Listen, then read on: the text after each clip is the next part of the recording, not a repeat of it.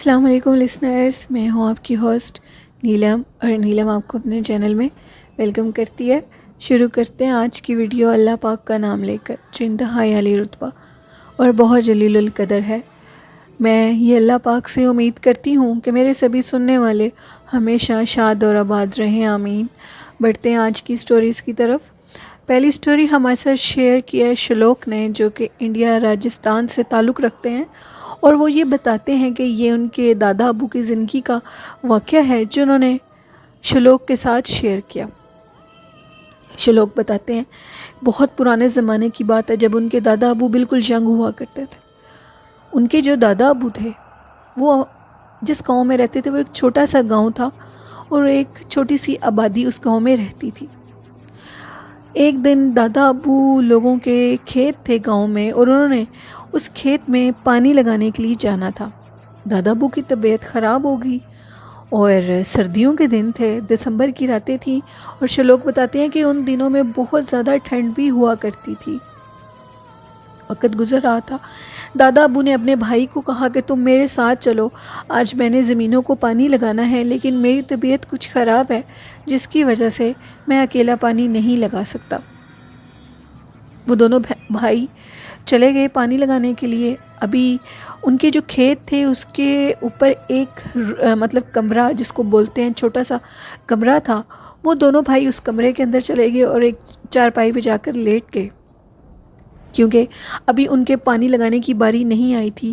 ابھی ان کے کھیتوں میں پانی آنے میں تھوڑی دیر رہ گئی تھی۔ ابھی وہ دونوں بھائی لیٹے ہی تھے تو اچانک سے ان کو محسوس ہوا جیسے ان کے کانوں میں کوئی کچھ پڑھ رہا ہو۔ پہلے تو انہوں نے دھیان نہیں دیا، جیسے ہی انہوں نے دھیان دیا تو ان کو لگا کہ جیسے کوئی عورت کچھ پڑھ رہی ہو۔ انہوں نے سوچا شاید کسی کو ہماری مدد کی ضرورت ہو، کیوں نہ ہم جا کر دیکھتے ہیں کہ کون ہے۔ وہ اٹھے اور انہوں نے اٹھ کر دیکھا تو وہ آواز کھیتوں میں سے نہیں آ رہی تھی۔ انہوں نے دوسری طرف دیکھا تو ان کے جو کھیت تھے ان کے پاس ایک آم کا اور پرانا، جس کو ہم بوہڑ کا درخت بولتے ہیں، وہ درخت تھا، اور ادھر سے وہ آوازیں آ رہی تھیں۔ بہت حیران ہوئے، انہوں نے کہا چلو ہم آگے جا کر دیکھتے ہیں۔ انہوں نے جا کر دیکھا تو ادھر ایک عورت کچھ بیٹھے پڑھ رہی تھی، اور اس کی ان کی طرف کمر تھی۔ انہوں نے اس سے پوچھا کہ تم کون ہو اور اتنی رات کو ادھر کیا کر رہی ہو؟ لیکن اس عورت نے کوئی جواب نہیں دیا۔ شلوک کہتے ہیں کہ ان کے دادا ابو نے تھوڑی سی ہمت دکھائی، دادا ابو کے بھائی نے ہمت دکھائی اور کہا میں اس کو آگے سے جا کر دیکھتا ہوں، یہ کیا چیز ہے۔ انہوں نے آگے جا کر دیکھا تو وہ اس عورت کے ہاتھ میں ایک 10 سے 11 سال کے بچے کی لاش تھی، اور اس نے اس کے اندر کو ایسے چیٹ پھاڑ دیا تھا، اور اس کے جسم کے اندر سے کچھ نکال کر کھا رہی تھی۔ ابھی انہوں نے یہ منظر دیکھنا ہی تھا کہ وہ وہاں سے بھاگے اور اپنے بھائی کو اشارے میں کہا کہ تم بھی ادھر سے بھاگو۔ وہ دونوں پاگل دیوانہ وار بھاگتے ہوئے اپنے کھیتوں والے کمرے کے اندر آئے، اور انہوں نے دروازے کو بند کر لیا۔ دروازے کو بند کرنے کے بعد وہ بہت زیادہ ڈر گئے، اتنے خوف زدہ ہوئے کہ آخر یہ کیا چیز ہے۔ اب وہ جو عورت تھی وہ سفید لباس میں تھی، اور اس کا قد بھی بہت لمبا تھا، اور وہ ایک چڑیل تھی۔ اس عورت نے اس دروازے کے آگے بیٹھ کے بین کرنا شروع کر دیا اور کچھ پڑھنا شروع کر دیا، اور وہ جو پڑھ رہی تھی اس کا جادو کا اثر اس طرح ہوا کہ دادا ابو کے جو بھائی تھے وہ چاہتے تھے کہ میں دروازے کو کھولوں، لیکن دادا ابو نے ان کو بہت روکنے کی کوشش کی، لیکن وہ نہیں رکے، اور انہوں نے دادا ابو کو اٹھا کر زور سے دیوار میں مارا اور دروازے کو کھولنا چاہا۔ دادا ابو وہ بہت پریشان تھے کہ آخر دروازہ کھلا تو کیا ہوگا۔ دادا ابو نے جب دیکھا کہ ان کے بھائی نے دروازہ کھول دیا ہے اور انہوں نے یہ منظر دیکھا تو وہ ادھر ہی بے ہوش ہو گئے۔ صبح جب ان کی آنکھ کھلی تو وہ گھر پہ تھے، اور جو دادا ابو کے بھائی تھے ان کی حالت بھی بہت سخت خراب تھی۔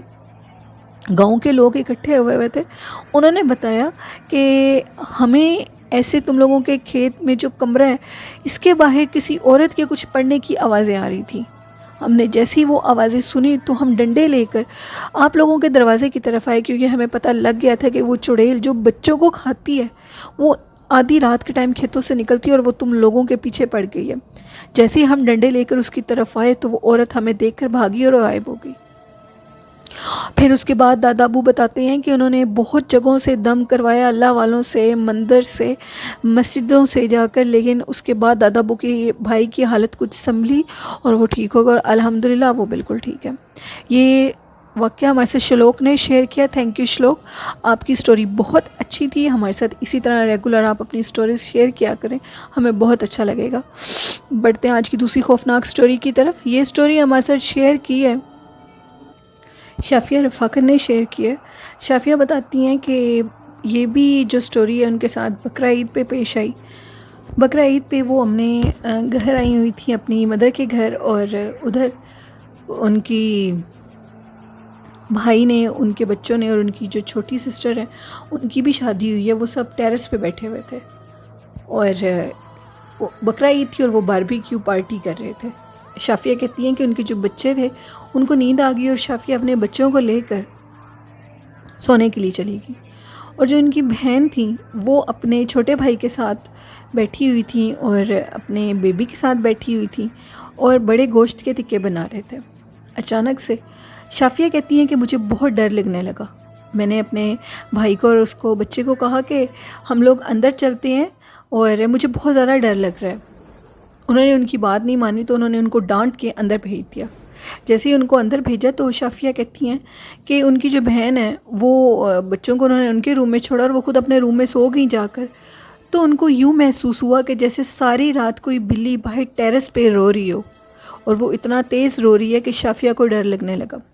شافیہ کہتی ہیں کہ وہ ساری رات ڈرتی رہیں، اتنا ڈریں کہ جس کی کوئی انتہا نہیں ہے۔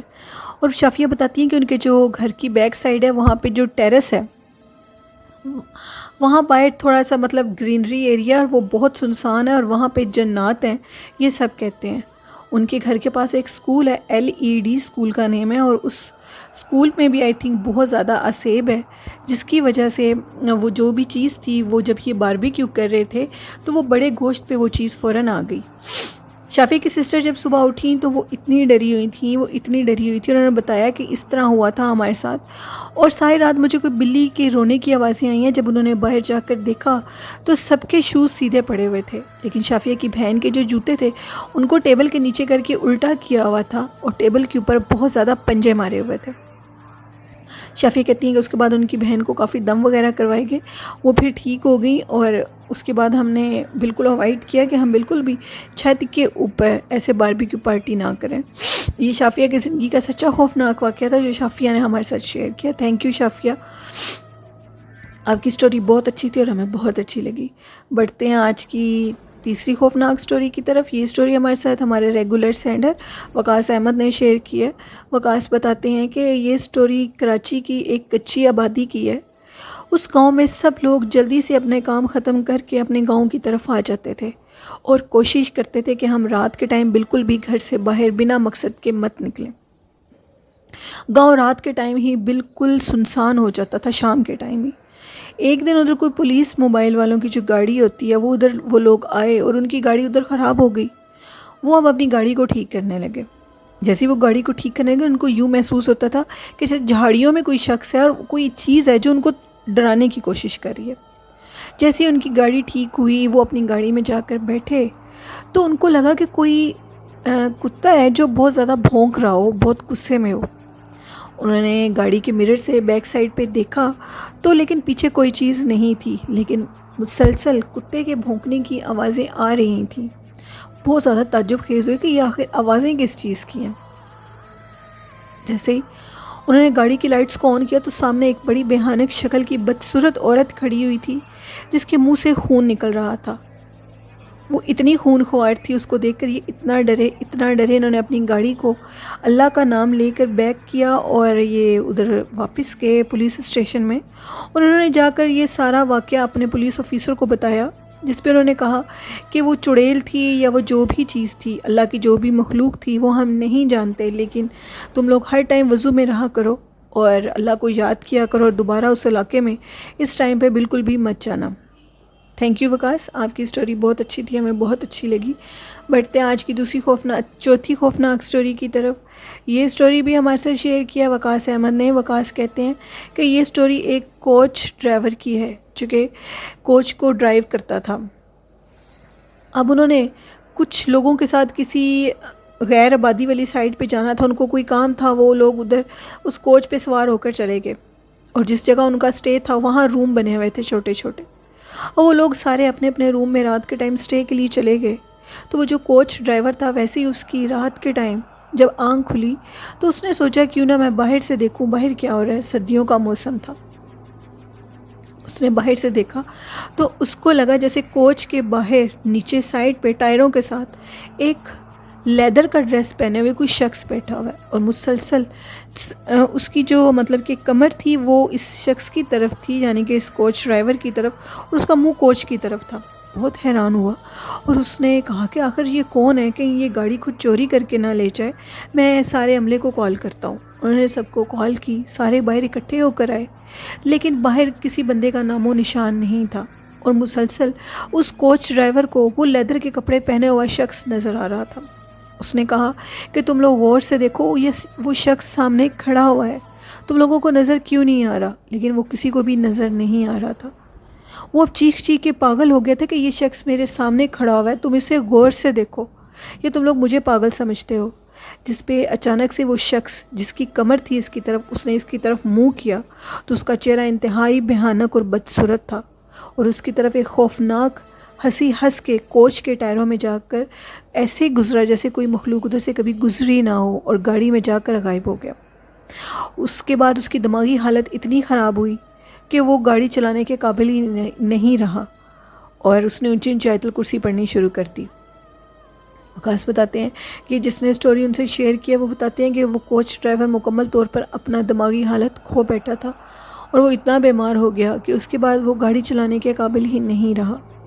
یہ سٹوریز ہمارے ساتھ وقاص احمد نے شیئر کی تھی۔ تھینک یو وقاص، آپ کی سٹوریز بہت اچھی تھی، ہمیں بہت اچھی لگی۔ اور لسنرز، یہ تھیں آج کی سٹوریز۔ آپ کو پسند آئیں تو اپنا فیڈ بیک مجھے ضرور دیجیے گا۔ اور آج کی اچھی بات ہمارے ساتھ شیئر کی ہے پرسوں شان جٹ نے اور کیپریکارن آفیشیل نے۔ کیپریکارن آفیشیل کہتے ہیں کہ وضو کرنے سے انسان کی شکل، اور قرآن پاک پڑھنے سے انسان کی عقل، اور نماز پڑھنے سے انسان کی نسل سنور جاتی ہے۔ بہت اچھی بات کی ہے کیپریکارن آفیشیل نے، ہمیں آپ کی بات بہت اچھی لگی، اور میرے سننے والے ضرور اس بات پہ عمل کریں گے۔ اور شان جٹ کہتے ہیں کہ اگر ہم اللہ پاک سے 3 دفعہ سوال کریں کہ اللہ پاک ہمیں جنت چاہیے، ہمیں جنت عطا کرو، تو ہمارے 3 دفعہ سوال پہ تیسری دفعہ اللہ ہمیں جنت عطا کر دیتا ہے۔ اور اگر ہم 3 دفعہ سوال کریں کہ اللہ پاک ہمیں دوزخ سے بچا کر اپنے حفظ و ایمان میں رکھنا، تو اللہ پاک ہمیں 3 دفعہ دعا مانگنے پہ دوزخ سے بچا کر اپنے حفظ و ایمان میں رکھتے ہیں۔ بہت خوب شان جٹ، آپ کی بات بھی بہت اچھی تھی، میرے سننے والے ضرور آپ کی بات پہ ہم عمل کریں گے، اور اپنے اعمال کو ایسا کریں گے کہ اللہ پاک ہمیں جنت الفردوس میں اعلیٰ مقام عطا کرے گا، آمین۔ یہ تھی آج کی اچھی باتیں جو میرے سننے والوں نے آپ کے ساتھ شیئر کی۔ آپ بھی اپنی اچھی باتیں اور اپنی سٹوریز میرے ساتھ ای میل ایڈریس جو کہ میں نے ڈسکرپشن باکس میں دیا ہے اس پہ بھی شیئر کر سکتے ہیں، اور کمنٹ باکس میں بھی شیئر کر سکتے ہیں۔ آئی ہوپ آج کی سٹوریز آپ کو بہت اچھی لگی ہوں گی، اور ہم نے بہت انجوائے کیا ہوگا، اور اسی طرح آپ اپنی سٹوریز ہمارے ساتھ شیئر کیا کریں، ہمارے سننے والوں کو اچھا لگتا ہے۔ اسی کے ساتھ اپنی ہوسٹ نیلم وائس آفیشیل کو اجازت دیجیے، اور میں تو آپ کو دعاؤں میں یاد رکھتی ہوں، آپ بھی سب مجھے اپنی دعاؤں میں یاد رکھیے گا، اور میری دعا مانگیے گا کہ اللہ پاک مجھے صحت عطا کرے، آمین۔ اللہ حافظ، اللہ نگہبان۔